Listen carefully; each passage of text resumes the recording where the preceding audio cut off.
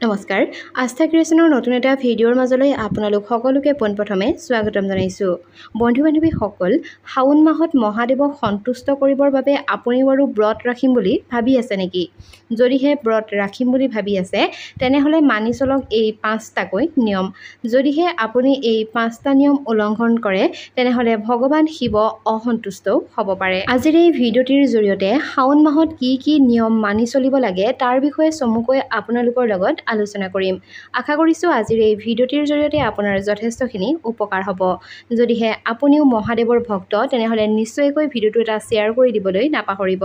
নিতৌ এনেধৰণৰ নতুন আপডেটসমূহ সকলোতকৈ আগত পাই থাকিবৰ কাৰণে আমাৰ চেনেলটি যদিহে এতিয়াও ছাবস্ক্ৰাইব কৰি লোৱা নাই তেনেহ'লে প্লিজ চেনেলটি ছাবস্ক্ৰাইব কৰি কাষত থকা বেল আইকনটো প্ৰেছ কৰি ল'ব।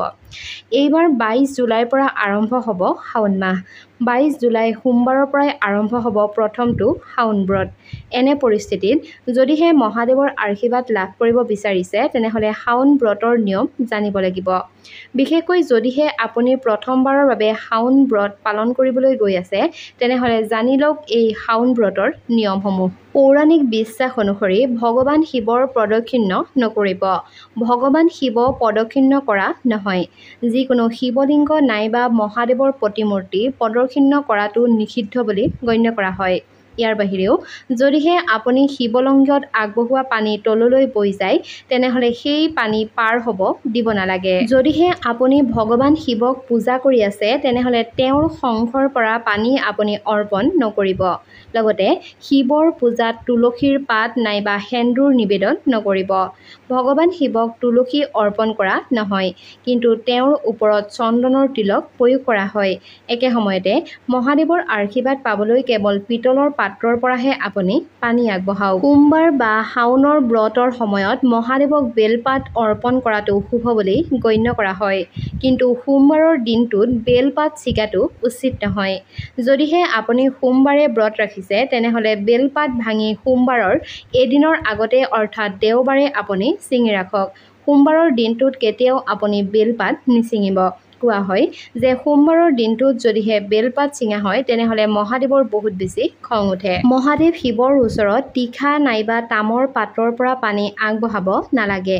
শাওণ ব্ৰতৰ সময়ত ভগৱান শিৱক পানী আৰু গাখীৰ অৰ্পণ কৰা হয়, কিন্তু এটা কথা মনত ৰাখিব যে তীখা নাইবা তামৰ পাত্ৰৰ পৰা শিৱক পানী অৰ্পণ কৰা উচিত নহয়। শিৱক সদায় পিতলৰ পাত্ৰৰ পৰাহে পানী আগবঢ়াব লাগে। এই কথাত মহাদেৱ সন্তুষ্ট হয়। বন্ধু বান্ধৱীসকল, ভিডিঅ'টো যদিহে ইমানখিনিলৈকে চাই আছে আৰু ভিডিঅ'টোত এতিয়ালৈকে লাইক কৰা নাই তেনেহ'লে প্লিজ ভিডিঅ'টোত এটা লাইক কৰাৰ লগতে চেনেলটি ছাবস্ক্ৰাইব কৰি থ'বলৈ নাপাহৰিব। যদিহে আপুনি শাওণ ব্ৰত পালন কৰি আছে তেনেহ'লে উপবাসৰ সময়ত আপুনি গাখীৰ সেৱন নকৰিব। শাওণত ভগৱান শিৱক গাখীৰ আগবঢ়োৱা হয়। ইয়াৰ দ্বাৰাই চন্দ্ৰৰ বিসংগতিও দূৰ হয়, লগতে মানসিক শান্তি লাভ কৰে বুলিও বিশ্বাস কৰা হয়। যদিও গাখীৰ খোৱা নহয়, বিশেষকৈ উপবাসৰ দিনকেইটাত আপুনি গাখীৰ নাখাব। হাইড্ৰেটেড হৈ দিনটোৰ আৰম্ভণি কৰক। ছুটীৰ দিনটো সঠিকভাৱে আৰম্ভণি কৰিবলৈ উপবাসৰ সময়ত নিজকে হাইড্ৰেটেড কৰি ৰখাটো খুবেই জৰুৰী। স্বাস্থ্য বিশেষজ্ঞসকলে কয় যে দিনটোৰ আৰম্ভণি আপুনি নেমুৰ পানী নাইবা লাচ্ছি নাইবা নাৰিকলৰ পানীৰে কৰিব পাৰে।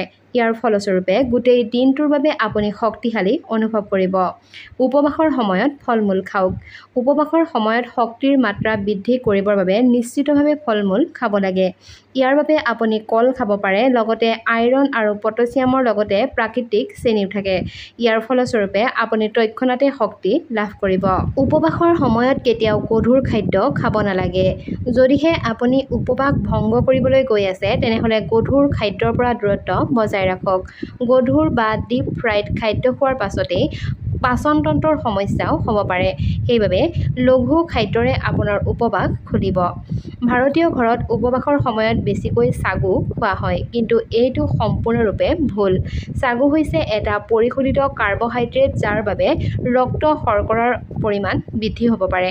সেইবাবে আপুনি উপবাসৰ সময়ত কিন্তু সাগু নাখাব। বন্ধু বান্ধৱীসকল এইকেইটাই আছিল শাওণ মাহৰ ব্ৰতৰ সময়ত মানি চলিবলগীয়া বিশেষ 5টা নিয়ম। আশা কৰিছোঁ আজিৰ এই ভিডিঅ'টিৰ জৰিয়তে আপোনাৰ যথেষ্টখিনি উপকাৰ হ'ব। যদিহে ভিডিঅ'টি চাই ভাল পালে তেনেহ'লে ভিডিঅ'টোত লাইক আৰু কমেণ্ট কৰাৰ লগতে আপোনাৰ আপোনসকলৰ মাজত অনুগ্ৰহ কৰি আজিৰ এই ভিডিঅ'টো শ্বেয়াৰ কৰি দিবলৈও নাপাহৰিব। নতুন এটা ভিডিঅ'ৰ জৰিয়তে খুব সোনকালে লগ পোৱাৰ প্ৰতিশ্ৰুতিৰে আজিৰ এই ভিডিঅ'টিৰ পৰা বিদায় লৈছোঁ। ধন্যবাদ।